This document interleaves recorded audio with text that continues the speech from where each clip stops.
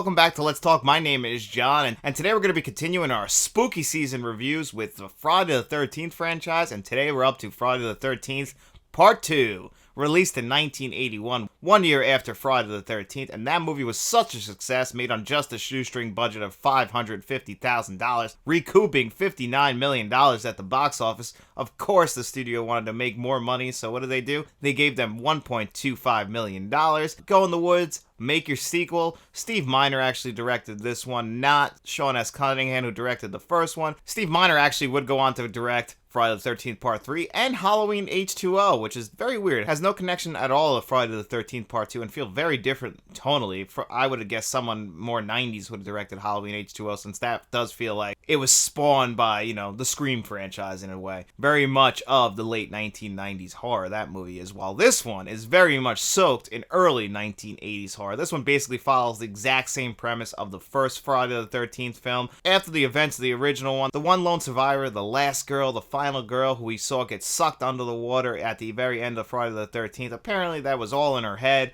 so now she's in her apartment. And the very opening of this movie I actually think is beautiful. It's got that autumn feel, like, we kind of see just Jason's feet. We don't know it's Jason yet, but we see his feet walking up to the house, and we're just following his feet, and we see the wet ground, the leaves. It just feels like autumn. You get like that late 1970s, early 1980s tone of the house that this girl lives in.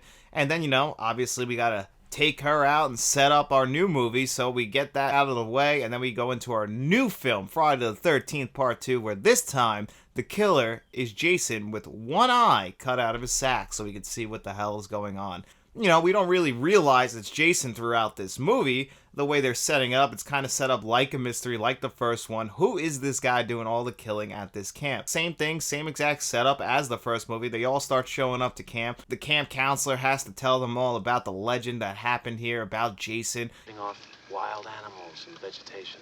He's like, I'm not gonna lie to you guys, and he just goes through the whole tale about everything that we already knew. That's one thing I actually wanted to point out to you guys. Very much of the 1980s, and a lot of horror franchises were doing this. You gotta remember, there wasn't home video in the 1980s, not till like the mid-80s. But in 1981, if you didn't see the movie in theaters in 1980, you probably didn't know about Friday the 13th. So I do like that the early movies in this franchise do kind of start off with a recap of what we saw in the last film, and they would do this for the first few films in it, and I think that is pretty cool. This one, they kind of find a clever way to edit it in, and you can definitely see the extra money that went into this movie. It just looks a lot better. It looks more like a film. A lot of the shots are a lot more beautiful looking than what we get in the first one, which can look a lot more gritty. So I definitely like Friday the 13th Part 2 a lot more. It just kind of feels like a stopgap to Part 3. Part 3, we get that like disco song. It starts to get a lot more fun, and that's when the Friday the 13th franchise for me takes off. It starts to become a lot more lighthearted. And the second one was still kind of following exactly the same template of the first film. We start picking off our kids one by one. The deaths are a lot more brutal in this one. They're a lot less like plotting. They actually start to look a little bit cooler. You could definitely again see where the extra money went and was to the killing. All that stuff done practically. It looks a lot better.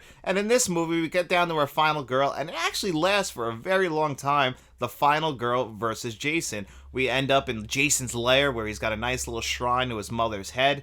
And you know what? Clever girl. She comes up with this idea to put on the mother's sweatshirt and go to Jason like, hey, it's me, your mom. And, he's all confused. He doesn't know what the hell's going on. He drowned years ago. He somehow got out of there. His hair's all fucked up. His eyes all fucked up. So he's like, oh shit, mommy.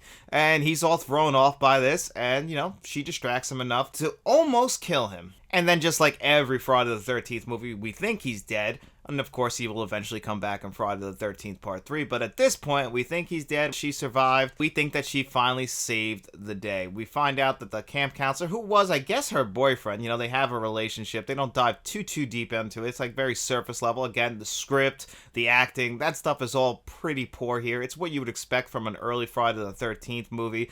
It's just, again, just like with the first Friday the 13th movie, I don't think they had really captured what we would know and love. I do love the fact that we get Jason here, Jason with the sack. He doesn't get his hockey mask yet. All that stuff is still missing from the character. I really do think that they got the perfect mold of the franchise once we get to Friday the 13th Part 3. But this is like a nice little stopgap between the first one and the third one, where you get to see those little hints of what the franchise would become once we get to Part 3. But it's still, a little bit too slow for my taste. Not as interesting. It's still a little too cheap for me. It really doesn't hold up that well with the test of time, but it does have its moments. It's got some good kills, and I really do enjoy the third act of this film.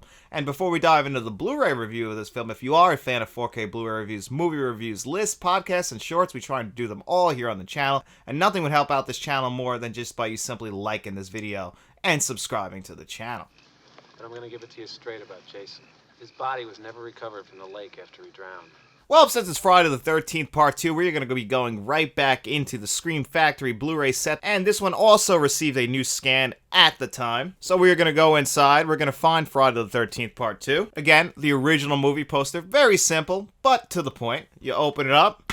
Individual artwork, but unlike the first one, this is a one-disc set, so you're gonna only be getting one disc. It's the regular cut of the movie. Beautiful film, by the way, as far as the Blu-ray goes. Very similar looking to how the first film looks.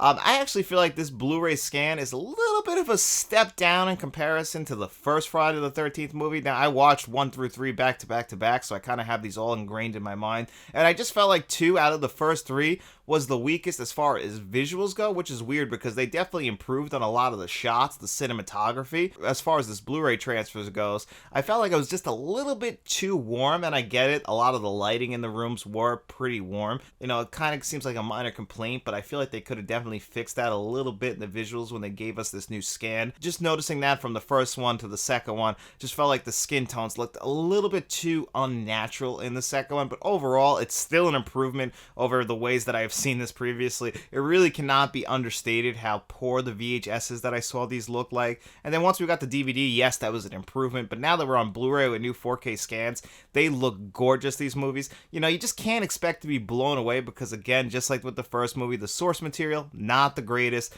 Filmed on location. They don't have the biggest budgets, even though this one does have a bigger budget than the first one. You know, these movies were really seen as cash cows. That's how it was. Just like with horror today, you give them a little bit of money and you get a big return on it. You didn't get the same return like in the first one. This one had a $1.25 million budget and it only made about $27 million, which is about half of what the first film made. You kind of lose that thrill of what the first movie was. And especially since horror movies just love to have one come out each and every year. They were doing that in the 80s with the Friday the 13th movies. They could not stop releasing them. It is the Saw of the 80s. We got one just all the time. You turned and looked, oh shit, there's another Friday the 13th movie out. So that's just how it was. So of course these movies are rushed. That's why the acting isn't great. You can't really turn out a beautiful looking movie, a well acted movie when you just have a 1 year turnaround. It's to be expected, and the horror genre has mastered that.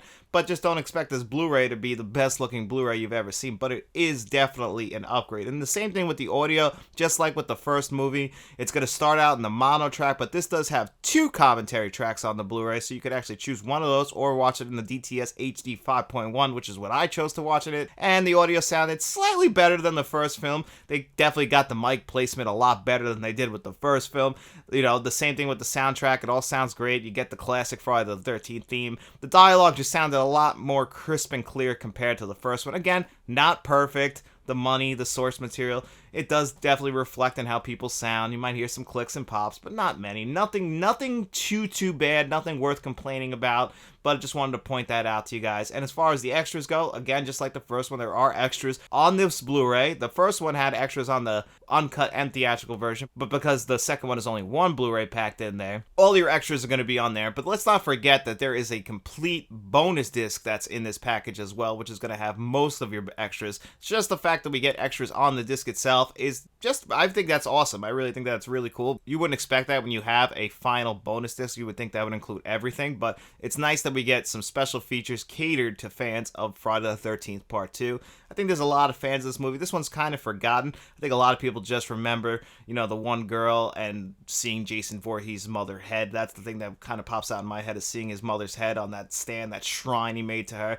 Just ridiculous stuff, but you know what? Jason is probably not the most well-off kid, so it makes sense. Friday the 13th Part 2, I feel like, like I just said, it just does feel like a stopgap between 1 to get to 3. But I don't want to sell the Scream Factory Blu-ray short because it is pretty damn good, and if I was going to rate this one a score of 1 to 10, I do think it's a slightly better film and Blu-ray than the first film, so I'm going to give this one a solid 8 out of 10. I definitely can recommend you picking this up if you can buy it separately from the set, but if you can get your hands on this set, like I said, we'll talk about everyone in here. And Scream Factory has a sale there every single year, and last year this was on sale and it was a steal because when it first came out it was pretty damn expensive but worth it. But if you can get it less than $100, I mean, my god, you're getting away with highway robbery there. So definitely grab this one if you can. Hey guys, Future John here. I hope you enjoyed my review of Friday the 13th Part 2. But it's also Monday, and that means it's time for us to pick our 2 digital code giveaway winners. And in Friday's video, I asked you guys 2 digital code giveaway questions. As long as you answered one of those in the comment section, I put your name on a magic wheel. I spun that wheel 2 times, and the 2 names it landed on, they have their choice of the digital codes that you've seen on your screen before you today. And I asked you guys, what is your favorite Wesley Snipes movie? And we had a lot of great answers there. And actually, I was very surprised. A lot of you guys must really know me because a few of you picked U.S. Marshals. I absolutely love U.S. Marshals. I did a video actually last summer here on the channel about The Fugitive and U.S. Marshals because it's really funny. I saw U.S. Marshals way before I saw The Fugitive. I saw U.S. Marshals when I was like 6 or 7 years old. And me, my brother, and my cousins, we used to actually play U.S. Marshals. Like someone would be Sam Gerard, somebody would be Wesley Snipes' character.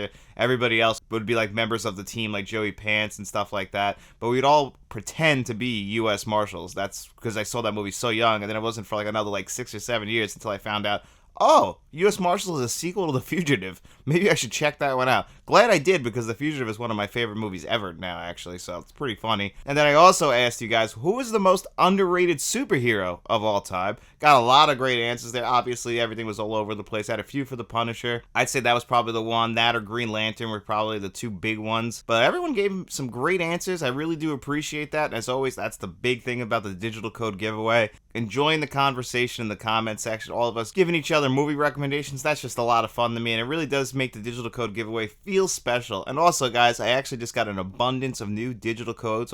That'll be reflected in next week's digital code giveaway. Matt, who you guys remember, he donated a bunch of digital codes because that's what he used to do. You know, he's not a digital code guy, so he just gives them to me. He donated them to the giveaway. Frank Rodriguez also gave me a digital code for Sleepy Hollow, so there's 2 Sleepy Hollow codes in the mix this week. So if you are one of the 2 lucky winners, you can actually pick Sleepy Hollow, and that's a really good new 4K scan. But anyway, I'm rambling on, and I'll just keep doing it. So without further ado, let's spin this magic wheel and see who our 2 lucky winners are. First wheel spin coming up.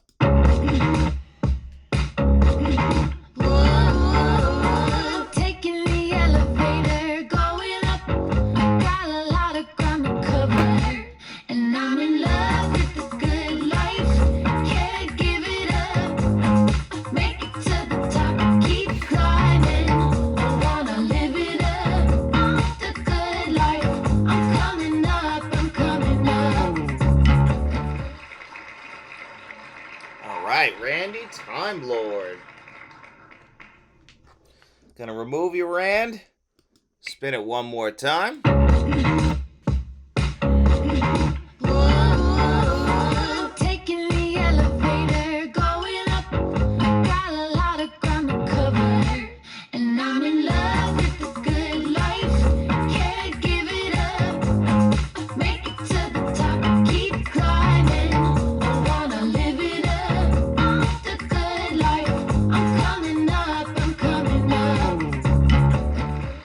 Mr. Unknown Seeker.